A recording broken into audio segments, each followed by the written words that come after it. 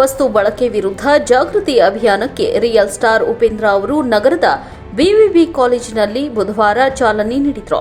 ಇಲ್ಲಿನ ಬಿವಿಬಿ ಕಾಲೇಜಿನಿಂದ ತೋಳನಕೆರೆಯವರೆಗೆ ವಾಕ್ಥಾನ್ ಮೂಲಕ ತೆರಳಿದ ಉಪೇಂದ್ರ ಅವರು ಹುಬ್ಬಳ್ಳಿ ಧಾರವಾಡ ಅವಳಿ ನಗರದ ಎಲ್ಲಾ ಪದವಿ ಪೂರ್ವ ಮತ್ತು ಪದವಿ ಕಾಲೇಜುಗಳ ಸಹಭಾಗಿತ್ವದಲ್ಲಿ ಅಪರಾಧ ತಡೆ ಸಂಚಾರ ನಿಯಮ ಮತ್ತು ಮಾದಕ ವಸ್ತು ಬಳಕೆ ವಿರುದ್ಧ ಯುವ ಸಮುದಾಯಕ್ಕೆ ಜಾಗೃತಿ ಮೂಡಿಸುವ ಮೂಲಕ ಅಭಿಯಾನ ನಡೆಸಿದರು.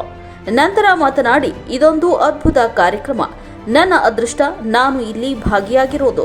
ಇಷ್ಟೊಂದು ಜನ ಬಂದಿರೋದನ್ನ ನೋಡಿದ್ರೆ ಮೈ ರೋಮಾಂಚನವಾಗುತ್ತೆ. ಮಾದಕ ವ್ಯಸನ ಮಾಡಬಾರದು ಅಂತ ಈ ಜಗತ್ತಿನಲ್ಲಿ ಎಲ್ಲರೂ ಹೇಳಿಬಿಟ್ಟಿದ್ದಾರೆ.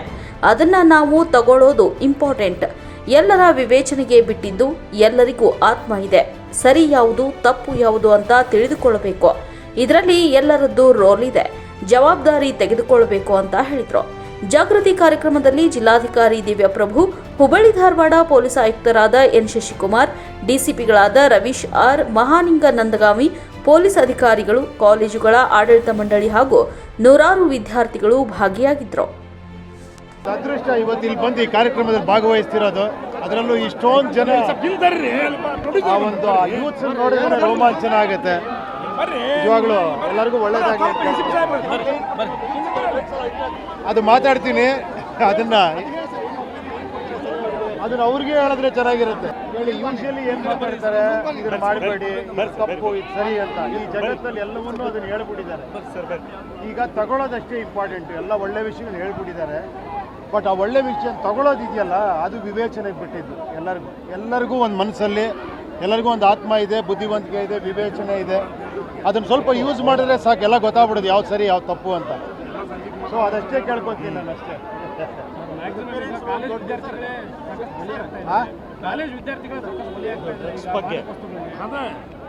ಅಲ್ಲ, ಅದನ್ನೇ ಅವ್ರಿಗೆ ಮಾತಾಡ್ತೀನಿ. ಅದಕ್ಕೆ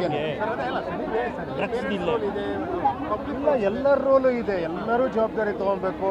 ಭಾಳ ಚೆನ್ನಾಗಿ ಸಾಹೇಬ್ರು ಹೇಳಿದ್ರು. ಆ್ಯಕ್ಚುಲಿ ಏನಂದರೆ, ಮನೆಯಲ್ಲಿ ಪೇರೆಂಟ್ಸಿಂದ ಹಿಡಿದು ಫ್ರೆಂಡ್ಸ್ಗಳಿಂದ ಹಿಡಿದು ಪ್ರತಿಯೊಬ್ಬರು ಇದ್ರ ಜವಾಬ್ದಾರಿ ತೊಗೊಬೇಕು. ನನ್ನ ಫ್ರೆಂಡ್ಸ್ ಹಿಂಗಾಗ್ತೀನಂದರೆ ನಾನು ಜವಾಬ್ದಾರಿ ತೊಗೊಬೇಕು.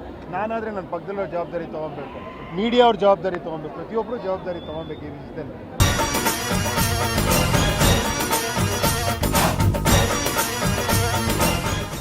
ನೀವು ನೋಡ್ತಿದ್ದೀರಾ, ಇದು ನ್ಯೂಸ್ 88 ಕನ್ನಡ. ಸುದ್ದಿಯ ಜೊತೆ ಸದಾ ನಿಮ್ಮೊಂದಿಗೆ.